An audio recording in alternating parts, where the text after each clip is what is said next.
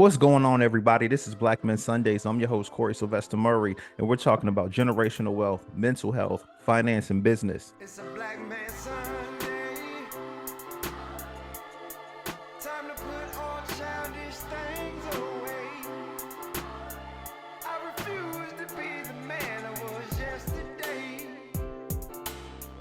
Gotta put my best foot forward and elevate. And before we introduce today's guest, my brother Eric from Hunts Vegas, aka Huntsville, Alabama, Alabama A&M alumni. Who do you have for our Black Men Sunday spotlight, my brother? Hey, thanks for that wonderful introduction, Corey. My spotlight today, we're going to recognize this young lady here. Her name is Diana Nash. Right now, she's currently 85 years old. Now, Ms. Nash, what make her such a remarkable candidate is that she is a fearless, or was, or still is, a fearless leader and educator that played an integral part in the civil rights movement back at Fisk University, like I said. Now, while a student at Fisk, she became heavily involved with the movement. Now, in 1962, after receiving a 2-year sentence for encouraging young people in a nonviolent direct action, she chose to go to jail rather than accept a plea despite being 4 months pregnant. Now, as she stated, this will be a black baby born in Mississippi, and thus, wherever he is born, he will be in prison. If I go to jail, now it may help hasten that day when my child and all children will be free, unquote. Now, she ended up spending 10 days in prison before a judge that reduced her sentence. Now, again, this is her in 2000. This is a picture of her when President Biden presented her with the Congressional Medal of Freedom. That's my spotlight for today, Miss Diane Nash. Now, Corey, back to you. See, I kind of like the spotlights when you give us a little poetic Alabama swag, man. It almost gives me that flavor of, them ribs on the grill with that good seasoning on it. So now I Absolutely. appreciate that spotlight, man. That's why I didn't know that, man. So Yeah, man, that's a lot, man. If you go back and do a little research, man, you'd be surprised of the accomplishments that we've done. That's these hidden figures that we don't know much about. So that's what this is all about. For me to bring out some people that you may not know. I enjoy doing the research, and it's educational for me as well. So, hey, this is what it's all about. This is what Black Men Sunday is all about. So. yeah, definitely. I think I'm gonna have to add to the Instagram page when you do the spotlights. I'm gonna have you send me the picture so I could post Okay. them and then I could tag you and say, hey, this is Eric with the spotlight every week. Cause I feel like, we spotlight the guests, but it'd be nice to spotlight the spotlight every Spotlight, week. yeah, And it for sure, spotlights yeah, you too in Hunts Vegas. Cause right. I mean, we didn't had over like 8, 9 guests from Huntsville or by way of Huntsville. So Hmm. yeah, man. Well, all right, brother. I appreciate that, man. We Enjoy your day, appreciate bro. you. Enjoy your week, man. Hey, you too. Definitely. All right, fellas, ladies, let's go on to introduce today's guest. We talking to Ray Simmons. This brother is Black Men Sundays alumni. This brother's born in Warner Robins, Georgia. Over 20 years of military experience with the United States Air Force. This brother's living that retired life right now. This brother was stationed in the UK. This brother was stationed at Patrick Air Force Base. That's Brevard County, Florida, Melbourne, Brevard County. I almost said Volusia, but I got it. I know my stuff. And this brother here is an investor. We talking stocks, crypto. We done talked about the crypto in the last show. This brother also has a website, Blueprint for Crypto, educating brothers, educating sisters. So if you don't have any knowledge, you scared to spend that money, check out Blueprint for Crypto. But without further ado, Ray Simmons, brother. Welcome back to Black Men Sundays. How you doing? How you doing, Corey, man? Thank you for that great intro, brother. I appreciate that, man. And it's good to be back on the show, man. Definitely. And you looking good in that hat, my brother. Oh yeah, you gotta represent, man, the Black Men Sundays, man, every Sunday, so and I've been getting a lot of compliments on the hat also and plugging Black Men Sunday as well to my brothers and sisters. I appreciate that. I appreciate that. And just as a quick tidbit for the brothers that didn't listen to the last show with you, this brother's father, Ron Simmons, WWE, WCW, played football at Florida State. Brother was a Hall of Fame inductee, college football and pro wrestling. So this brother here, man, this legendary talking. I'm ready to get started, man. I'm ready to talk. We talking day trading. We talking options trading. Let me just make sure my vocabulary is on point first. Is there a difference between options trading and day trading, or is that just the same thing? It's a good question, Corey. Yeah, there is a bit of a slight difference with day trading. You could be trading by the minute, every 5 minutes, every 15, hourly. You can swing trade. So when it comes to options, it's a little bit different because you're actually using the stocks in the market for almost like leverage, and I'll explain what I mean by that. For example, with day trading, you can day trade anything from options. Some people day trade forex and other instruments as well. But the reason I like options and what differs options from day trading is you are allowed to play with a lot more money. Or let me put it this way: you don't need a lot of money to play options versus if you were day trading. Sometimes depending on your lot size or what have you, that will depend on the profits you're able to take if you're day trading. But I do a little bit of both. Options trading, though, I will say it's a complex system to learn, but once you learn it, you can literally, this can replace your 9 to 5. This can replace your day job, brother. It's a lot of money to be made in options, and I'm going to explain in the most simplified way of how people can get started. And this is mostly geared towards, some of the new traders and the people that don't really trade options, if they're ever interested in getting into the options field. That's what this podcast right here is going to be about, sir. All right, well, let's dive right in, man, because, well, first off, a lot of brothers that I know that do day trading. I see them, we'll be at work, they'll be on their phone, and then they'll go on a shoot, come back, and they're like, oh man, I lost like a couple $100 just because I couldn't look at it. Right. So what are the risks, before we jump all the way into it, like what are the risks involved and like between day trading and options trading? Let's talk about that first. And then my second half of that question is, I have family members that say, man, the stock market, just options, all that's just legalized gambling. So there you go. Because I've heard that expression also before, like legalized gambling. There's a risk. I'll say this: there's a risk with options. There's a risk with day trading. There's a risk with crypto. There's a risk when investing. Period. There's always going to be a risk, and that risk, our jobs, is a game of probabilities. Just like if you were to go to Vegas, there's probabilities, right? That you can consider that gambling.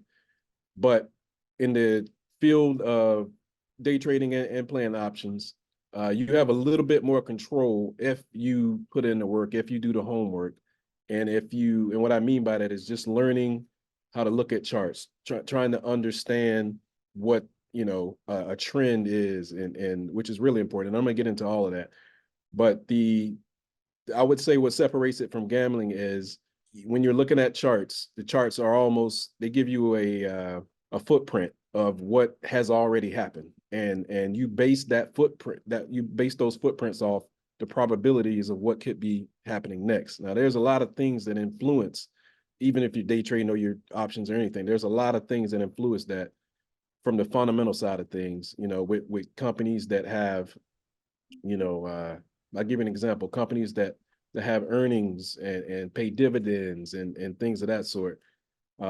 All these things it's important to learn and to understand these things prior to jumping into any type of day trading, prior to jumping into any type of options trading.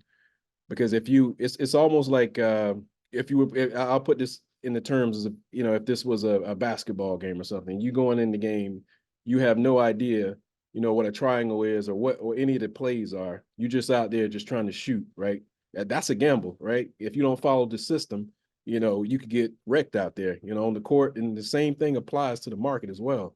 Like if you don't put in the time, if you don't put in the education, and I'm not talking about just watching, some YouTube videos for like 10 minutes at a time or whatever, although there is some substance in some of these like YouTube videos that try to teach trading and options. However, this is taking me like years and I haven't even mastered it yet, but I do pretty well. And it's taken years of education and learning before I even jumped into the options field. So if you haven't put in the work, I say all that to say this: if you haven't put in the work and you're not studying the charts and you're not understanding what technical analysis or fundamental analysis is, then essentially you are gambling.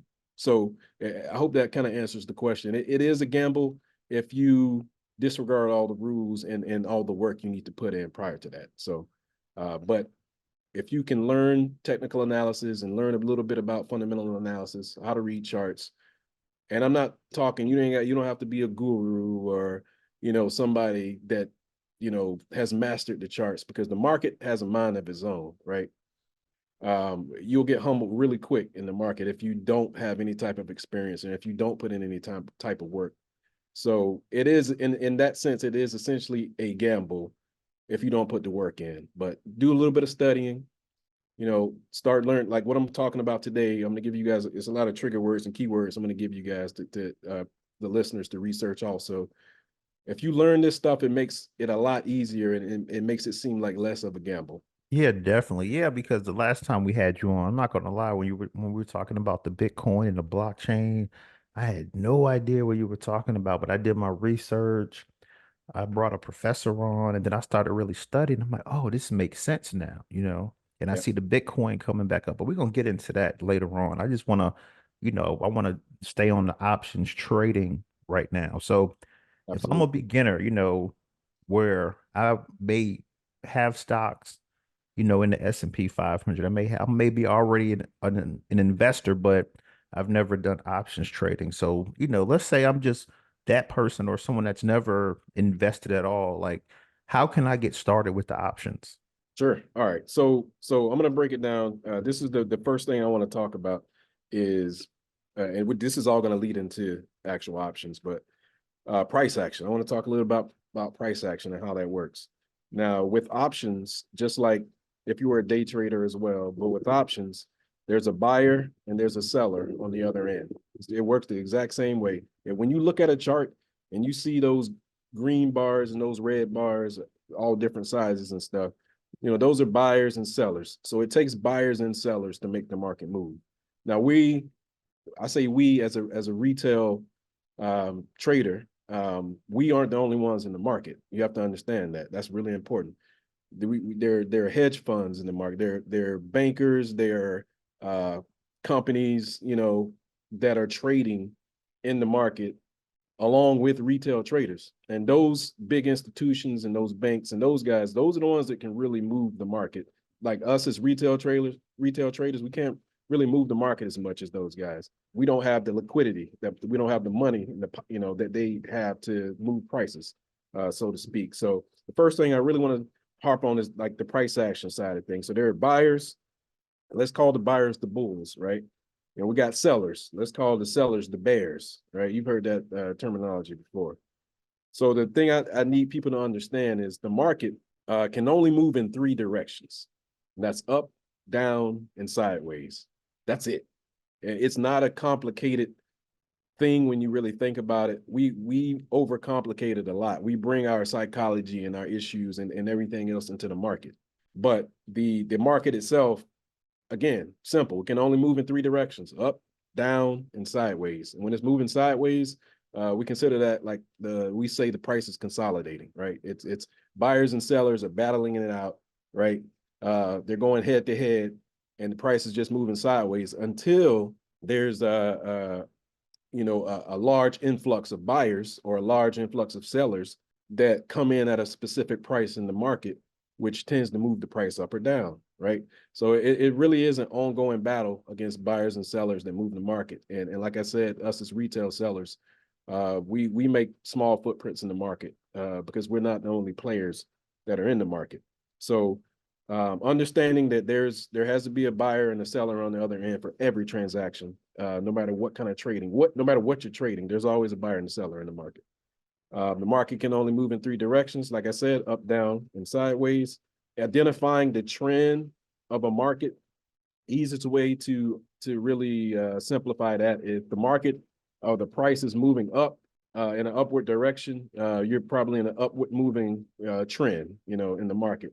And the same thing goes vice versa for if the prices of the particular stock you're looking at, if the price is moving down, in particular, then that, the market is moving in a bearish direction. So far we got buyers and sellers. The market can only move in three directions. We want to identify what the trend of the market is. Is the price going up? Is the price going down? We're looking at the charts, and how long has the price been going up, right? How long has the price been going down? These are some of the things we want to identify going in. Now, in that trend, like I was saying, if the trend is moving up, the price is moving up, market's moving up, you're going to see a mix of red and green candles, along the way. Again, buyers and sellers. Now, you can have buyers and sellers in the market, and if the trend is moving up, that means the buyers are in control. And if the trend is moving down, that means the sellers are currently in control. That just means an influx in one or the other, if that makes sense. So along with that, I need people to understand just learning some of the fundamentals of whatever stock you're trading.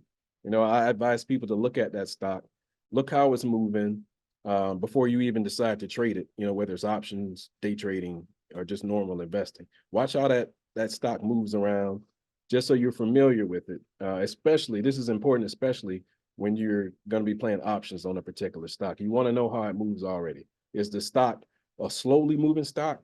Is it a volatile stock that moves quite a bit? All these things are important when it comes to playing options. So learning the stock fundamentals, how it moves, identifying dates of, earning dates, and if the stock has a dividend, all these things can influence the price of the stock and how it moves. All right. And then you want to be mindful of news and events, like CPI, or anytime the Fed speaker, Jerome Powell, anytime he comes on, you want to be, you want to listen to what he has to say, because a lot of times whatever he says also can move the market. It'll base the determination on which direction the market could potentially go. Sometimes whatever he says doesn't affect the entire market. Sometimes it'll affect a particular sector, so you got to be sure that your stock, if you're trading that stock during those times, you got to be really careful, especially when playing options. So I wanted to get sort of that introduction and make sure the listeners understand.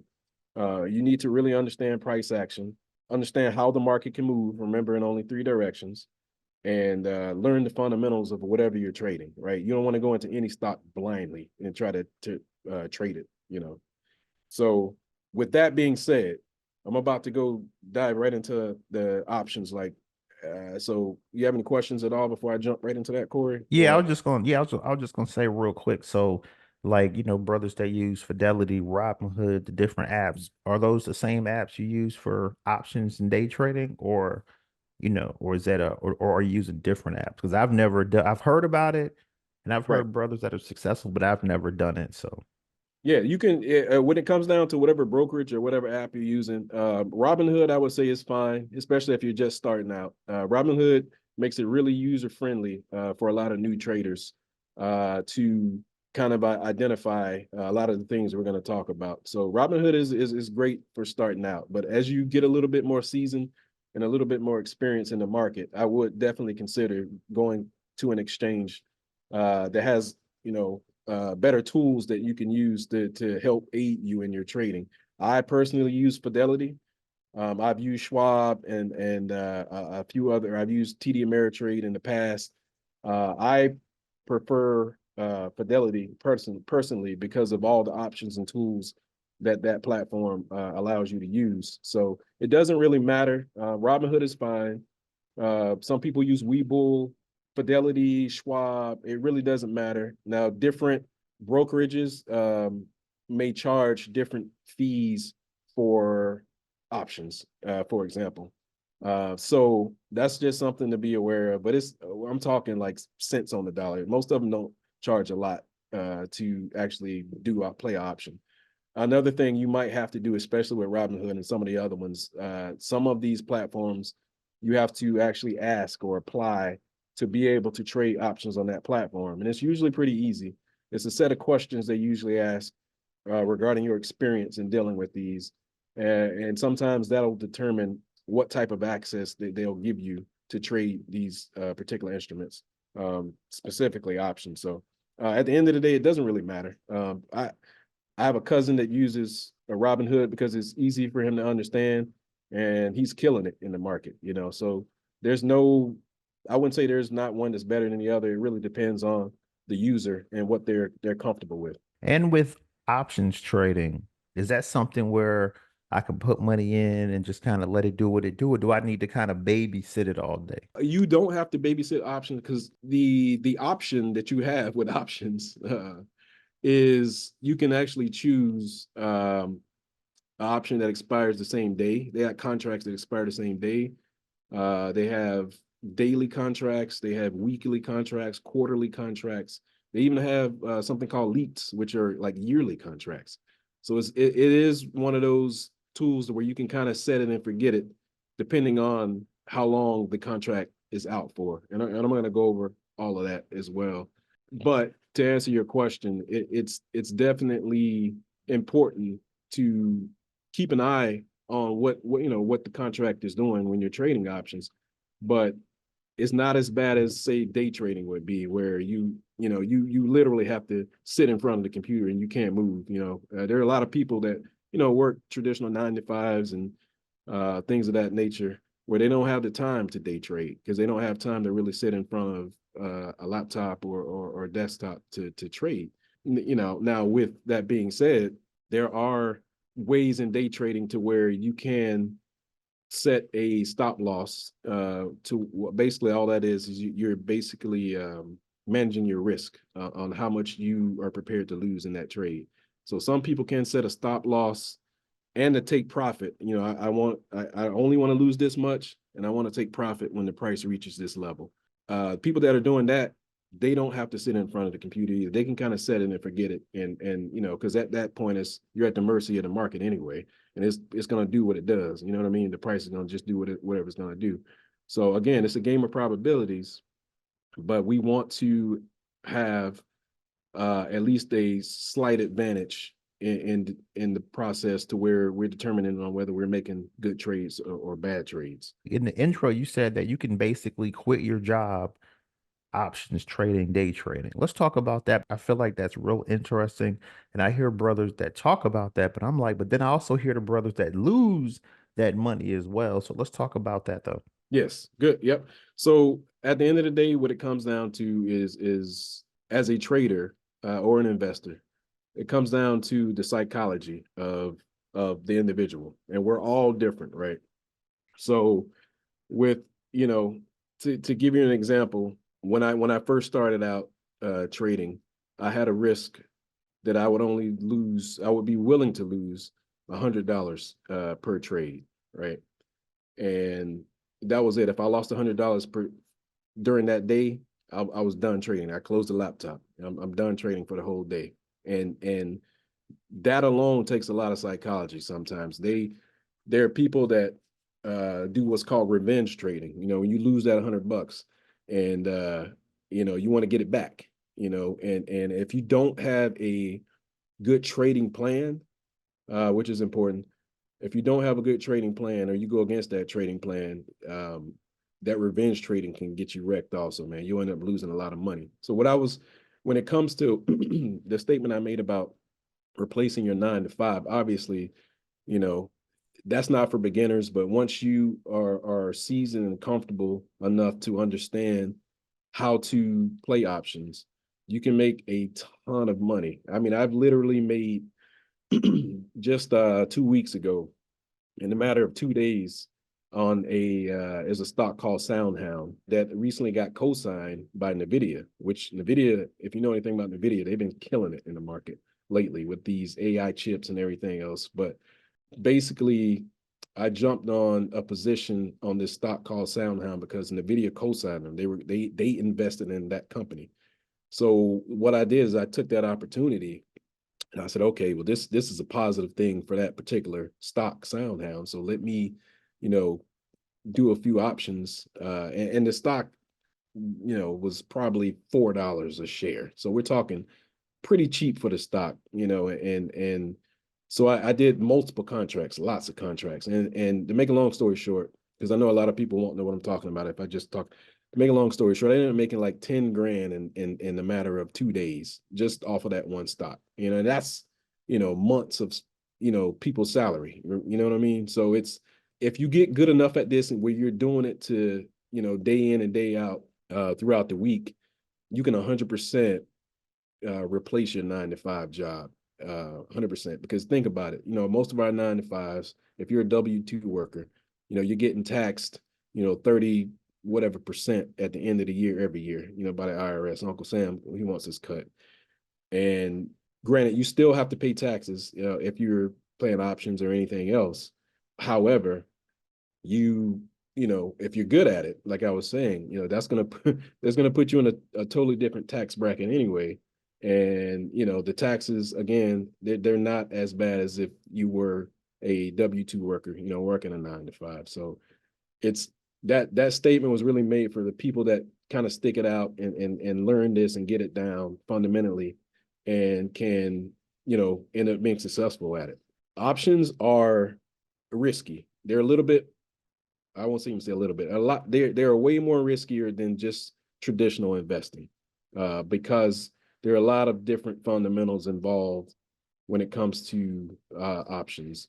There's something I want the listeners to write down and look up and research. There's something called Greeks, or the Greeks, and it's essentially it kind of helps you out with options in the fact that it gives you a blueprint of how a stock could respond while you're playing options, if that makes sense. And it's almost too much to talk about in one show. The Greeks are really complicated. So to save time, I will tell the listeners to definitely, you can watch a YouTube video off of the Greeks. There are a ton of them out there.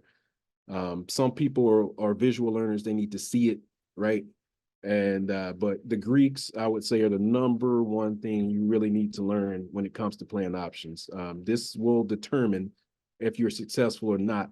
Because if you are just ignoring the Greeks and know nothing about the Greeks, and you're out there trying to play options, that's how people end up losing a lot of money, usually. And you will get like wrecked in this market if you don't understand volatility and time decay and all these things, or everything that I just mentioned, the time decay and all this other stuff. Those are part of the Greeks. So it's just like it's spelled, Greeks. Just look up on YouTube Greeks explained, and that'll definitely help out. I advise everyone to do that before trading one option contract ever. If you're planning on embarking on this journey, I definitely recommend people learn Greeks prior to jumping into options. All right, cool. So now let's dive right in now, man, because you kind of get me hyped up. I'm like, well, I kind of want to do some options trading, but I would say just on a minimalist, like Sure. as far as trading with the options, I can put up $20 or whatever, or do you like, or are there set minimums already? There are set minimums when you buy, again, you're buying contracts. So let me first explain what a contract is and what an option is, and it'll make a little bit more sense. So options themselves, there are basically contracts between a buyer and a seller, but there is a expiration date on this contract. So again, I told you they could be daily, weekly, monthly.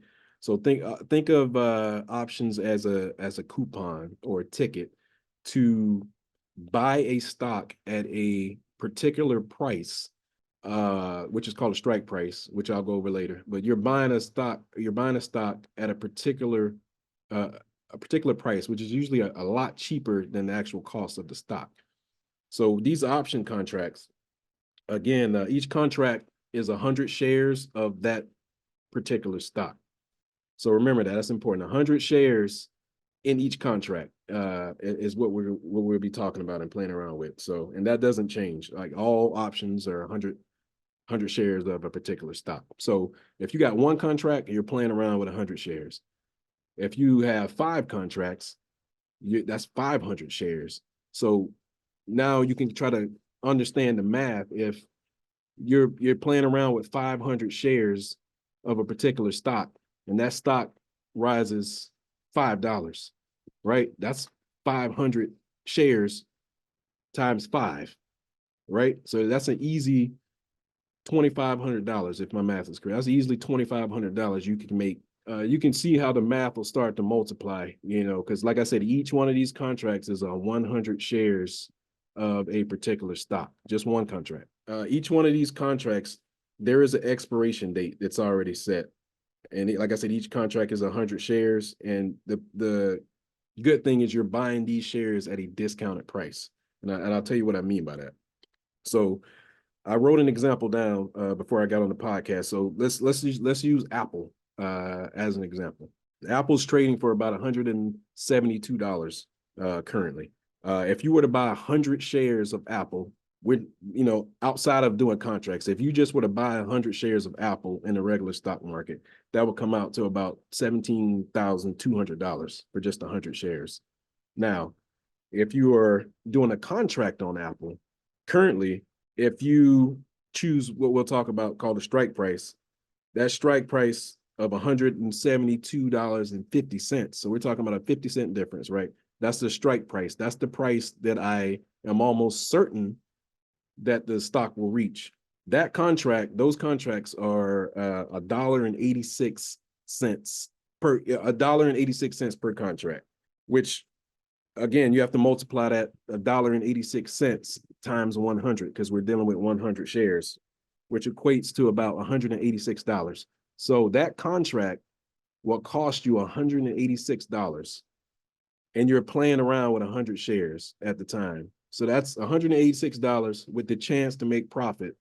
Who knows how much profit you can make based off the price, how fast the price moves, right?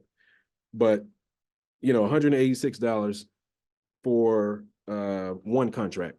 And here's the thing, the beauty about the contracts is, like I said, they all have expiration dates. These expiration dates, you don't have to hold the option until, so to give you an example, if I open an option on Apple today for this Friday, the contract ends this Friday, I don't have to hold that contract until Friday. You're not obligated to keep that contract until Friday. If you're in the money on Wednesday, say you're up $3,000-$4,000 on Wednesday, you could sell that contract on Wednesday and cash it out, right? Your profit would be whatever the sum of that is minus the cost of the contract, right? There's a premium with every contract. So remember in the beginning, I told you there's a buyer and a seller on both ends, and that applies to everything, even options. There's somebody selling that contract, and you are the particular buyer of that contract. So there's no obligation for you to keep it the entire week. Because remember, the person that's selling the contract on the other side, they probably think that Apple's going to go down where you think it's going to go up, right? Only one of you are going to be right. And this is why I said it's super important to be able to at least look at a chart and be able to read a chart and determine where the trend of that stock is going, right? So essentially, there are two types of options I'm going to talk about first. There's something called a call option, and there's something called a put, P-U-T, a put option, call and a put. So a call option essentially is where you think the price is going to go up. You think the price is going to go up for that particular stock. So you would want to do a call contract, right? Same thing, vice versa. If you think the stock is going down, you would like to do a put contract. It's really that simple, right? But not being able to know where the trend is going can get you in a lot of trouble. And I use a metaphor for a lot of people. I say, just imagine, it's like trout trying to swim upstream, right? They're going against the trend, and they're easy targets for the predator, for bears or whoever, just scoop you right up. You're going against the trend. And you hear the expression, the trend is your friend. You want to stick with the direction on where the stock is already moving to have the best amount of success when dealing with these types of options. So earlier I said something about strike price. So basically a strike price is the agreed upon price for that contract for a future trade. So again, when you're trading options, you're not obligated to buy those shares at the end of that contract. Now, if you want to own those shares, this is a cheaper way of trying to attain those shares. Instead of paying, $17,000 for 100 shares of Apple, you you can take your profits from these contracts and just buy your own shares, which is what most people do in the first place. They just take the profits and then they'll use those profits and spread it out however they want. Maybe they want to buy, more shares of Apple, but this was an easier way of doing that. That price I was mentioning is something called a strike price. That strike price again is a price that you choose, a target that you think that stock will hit within that time period of the contract. So if it's a contract that's a week out, you're saying, okay, Apple's trading at 172. I think Apple may hit 175 by the end of the week, potentially. It's all a game of probabilities. So you would do a call contract, in hopes that stock was going to continue to move up. That price that you choose, that strike price is actually pretty important. So again, it's the agreed upon price for the trade. So basically, if that price moves above your strike price, well, let me just say this also. There's strike price and there's a break-even price, right? And to not confuse people, the break-even price is the strike price that we just talked about, minus the premium that you have to pay. Because remember, I told you with that option, for that Apple option, it's going to cost $186. That $186, that is your risk. That's what you're risking to win. It could be unlimited gains, to be honest. If as long as that contract is going on, you can continuously gain money until it reaches the expiration of that contract. So if you're right, but again, for that to be possible, the price would have to surpass that strike price you choose. And it's vice versa. If that price moves below your strike price, then you can essentially lose that money. Well, how much money am I going to lose? You're going to lose the risk that you took. So in that Apple example, $186 for the price of that for one contract is going to cost me $186. I'm at risk of losing that whole $186. Worst case scenario, I'll lose that 186. Best case scenario, I'll make hundreds more, and that $186 will be deducted from the profits at the end of the contract. If you're in the money and choose to exercise your profit, the difference between the strike price and the market price of the shares at expiration, that's basically what I just said. You always want to consider the cost of the premium of that contract. And I know I'm throwing a lot of big words out, but I'm trying to simplify this to make it easier for people to understand. There's always going to be a risk with these option contracts, and that risk is going to be the cost of that contract, right? But again, remember, we're taking a small percentage of the cost of that stock and we're multiplying that by 100. So usually the pros outweigh the cons if you're correct, if you're right in your thesis, okay? One other thing I wanted to bring up, so how option prices are determined at premium? How's that premium determined? Who determines that I have to pay that $186 to that person that's selling that contract? Like how's that number come up, right? I get that question a lot. And then this one I wrote down, but the premium is influenced by the stock's current price, the strike price you choose, how much time until expiration, and the volatility of the actual stock itself. All these factors combined create a puzzle where each piece affects the cost of that option. These are things you really don't see, the things that are working in the background. But any platform you're trading on, whether it's Robinhood, whether it's Fidelity or whatever, when you're buying that option, usually it'll give you that. So you don't have to do any of the math. It'll actually give you, hey, this is the cost of the contract for this long, and this is going to be your break-even price. So before you can start making any money, it has to surpass that break-even price. And that, like, again, that break-even price basically is the difference between the strike price and the premium of the contract, if that makes sense. You got any questions so far? Yeah, I have one. Go So ahead. Go ahead. like I know with like traditional stocks, if they're up and you take the money out, you're taxed on that. So is that the same thing with the options? Yeah. I'm up high, I take the money out, and then I invest it somewhere else. So I'm paying penalties each time I'm moving. Absolutely. There are taxes when you are dealing with options, for sure. But they're taxed differently, and the So the capital gains tax for options is so short-term capital gains applies if you hold the option for 1 year or less. And the rate is usually the same as the ordinary income tax rate. Long-term capital tax gains applies if you hold the option for more than a year, which most people usually don't do, ranging from 0 to 20% depending on your income level. So you're still going to have to pay taxes regardless. There's no real way around having to pay taxes. You're still going to be taxed with options. The only, I guess, the sweet part of that whole thing is with the gains that you can make from options, paying the taxes, paying the capital gains tax on those is something that is feasible. Something I usually recommend, traders, and I tell them all the time, like all the gains and stuff that you make, you always want to put aside a little bit of money for taxes at the end of the year, right? You don't really know, throughout the year how well you're going to do with trading. Your losses could possibly offset some of your gains, and you end up only paying taxes on those capital gains, if that makes sense. When we're dealing with options, we want volatility. Any options trader wants the stock to be volatile. That's how we make money. So, Apple as an option is probably not the best example because Apple's not that volatile. Apple usually moves sideways, a lot of the time. I mean, it's moved so far this year, it's moved up pretty well.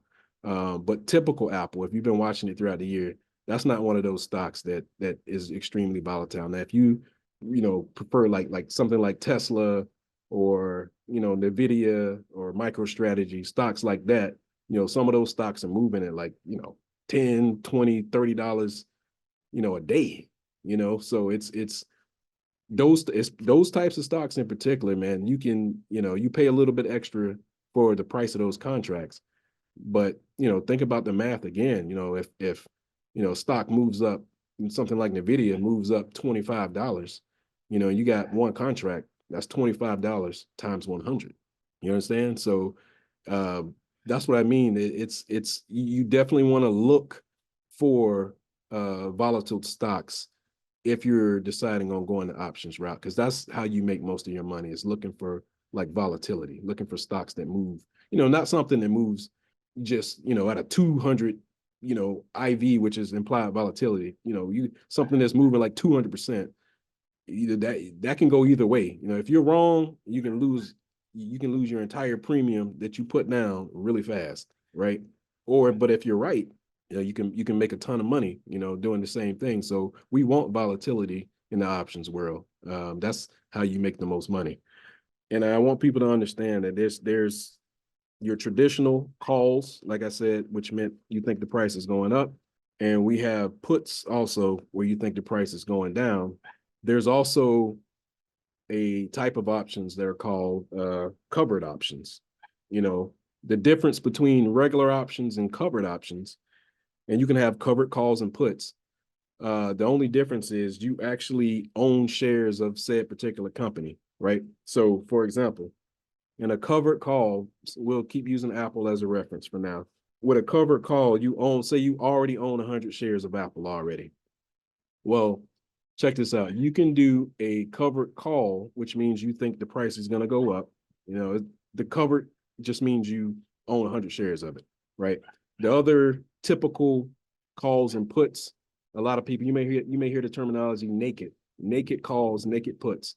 All that means is you don't own the stock at all. And mind you, when we were talking about stocks earlier, you don't have to own shares of any of these stocks to play options at all, like zero.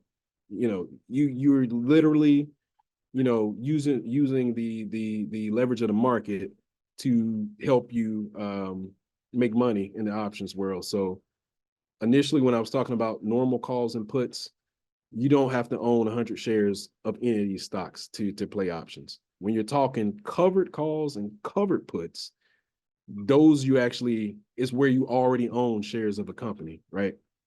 So how can this, be important or be a factor at all? I'll give you one example. So for the covered call, you own the stock already, right? Think of it as you're like renting out you're renting out 100 shares of the stock you already own. You're renting it out to somebody else, and you're collecting that premium, right? That premium, again, the market determines what that premium is, but for example, let's just say the premium for that Apple stock, $186. So that $186 premium would go to you because you already own 100 shares of that contract.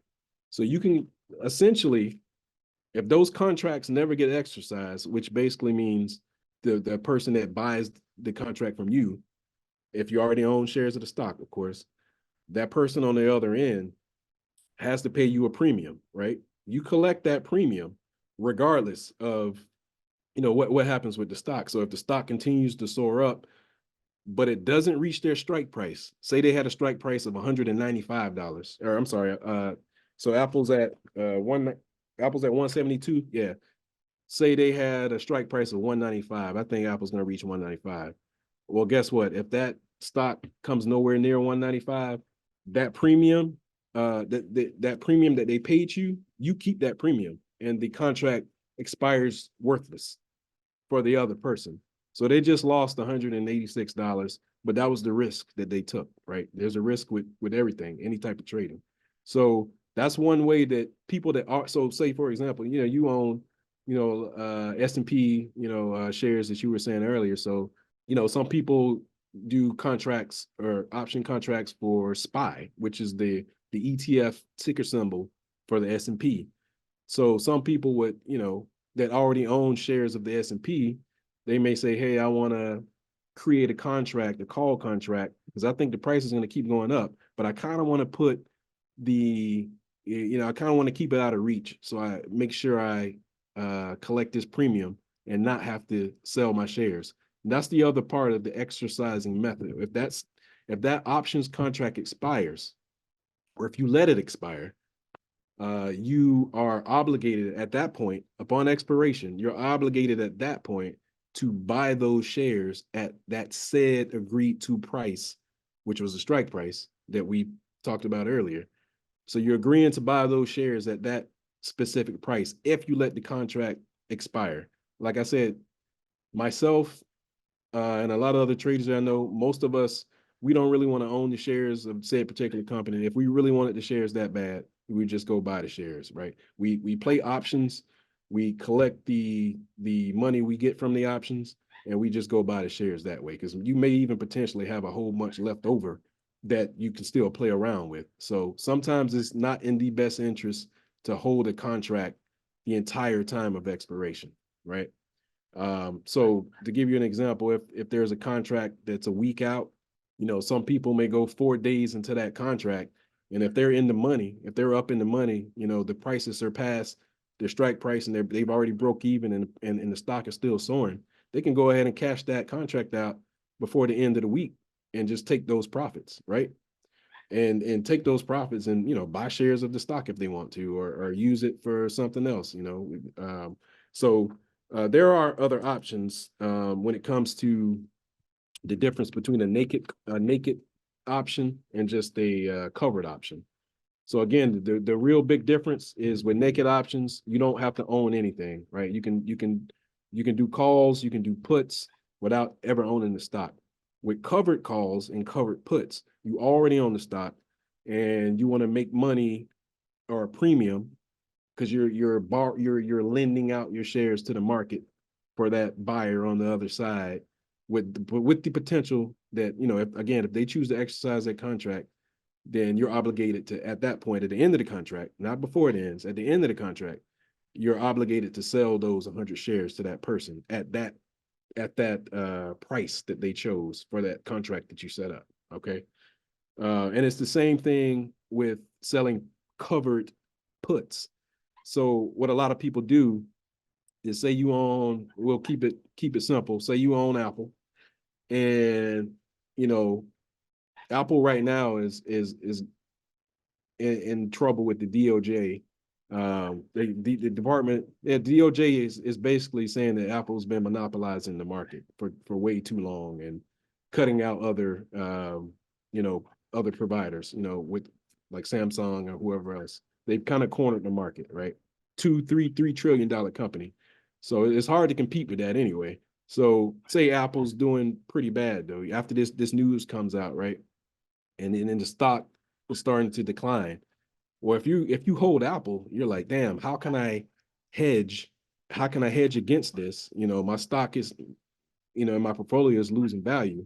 So what a lot of people will do, if you know the trend, if you know the trend is going down already and the stock is, moving to the downside, you can do a put option on your own, on a covered put option on your own shares and make money because the price is already going down anyway. You can make money off these options to hedge against what you're already currently losing in your portfolio. So it's lots of different ways, lots of different styles of options that you can play around with. There's another type of option called a straddle, where it's kind of exactly what it sounds like. You don't know if the price is going to go up or down.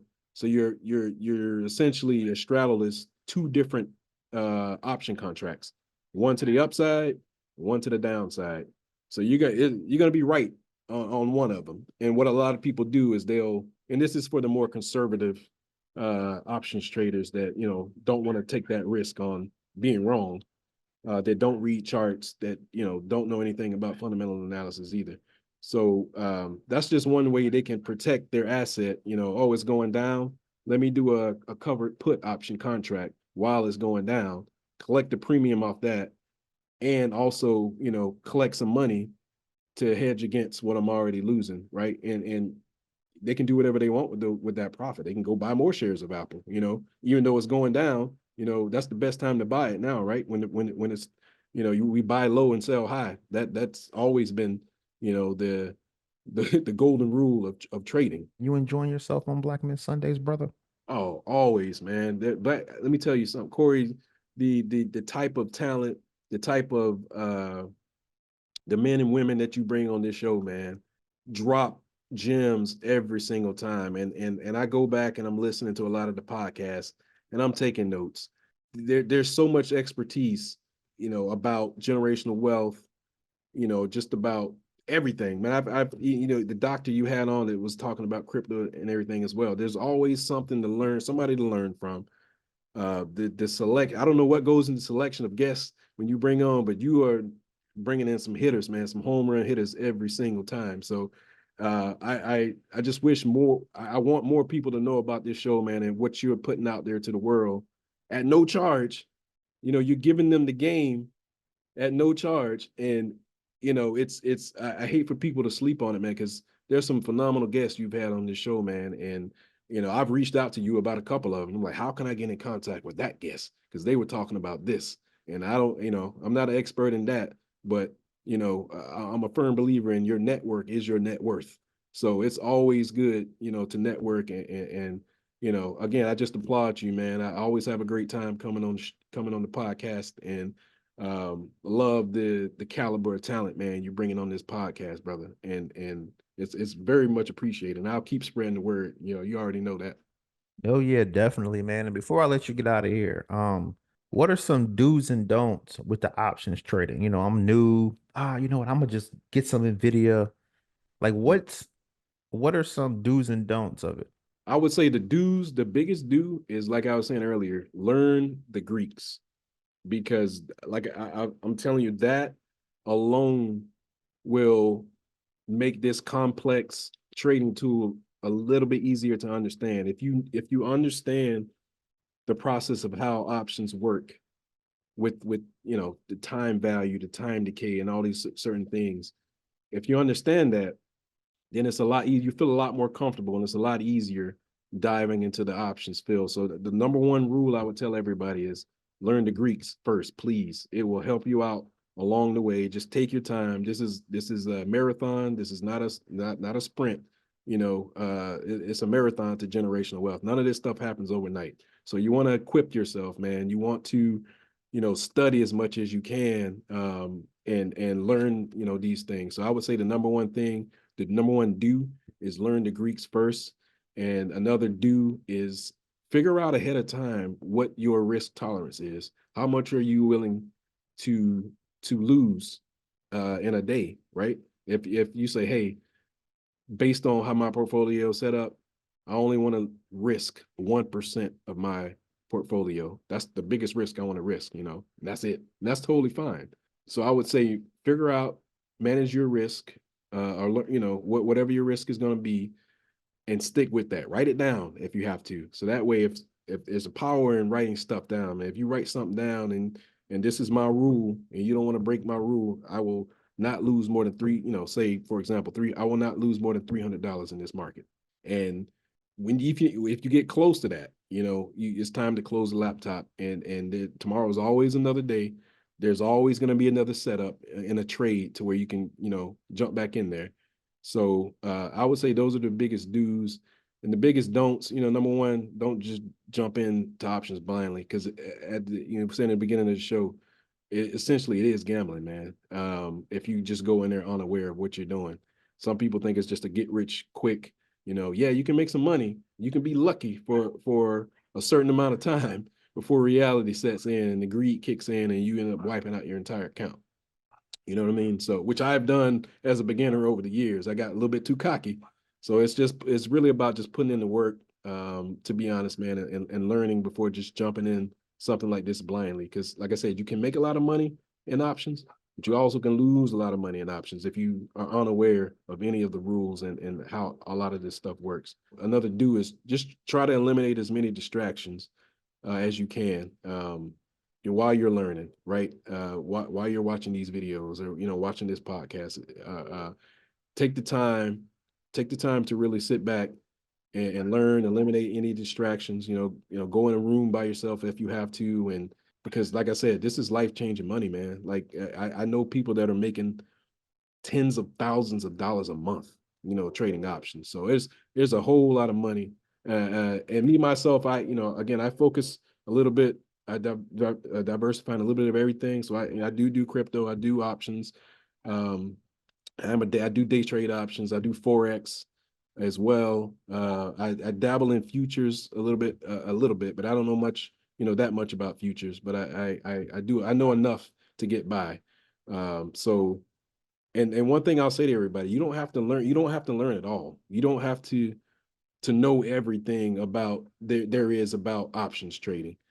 If you do your research and do your studying, find a strategy that works for you, that works with your trading plan and it works with your risk reward trading plan. Once you do that, there's no stopping you after that, man. So it's, I just want to say good luck to everybody that ventures on this journey. You Black Men Sundays family at this point, man. So I appreciate you. I appreciate you for coming back on the show. I appreciate all this information. And again, this is one of those shows y'all gonna have to listen to this like a few times, and then you can say I told you so. So Ray Simmons, peace out, brother. Thank you, brother. Have a good one. Enjoy your weekend. It's a Black Man Sunday. Time to put all childish things away.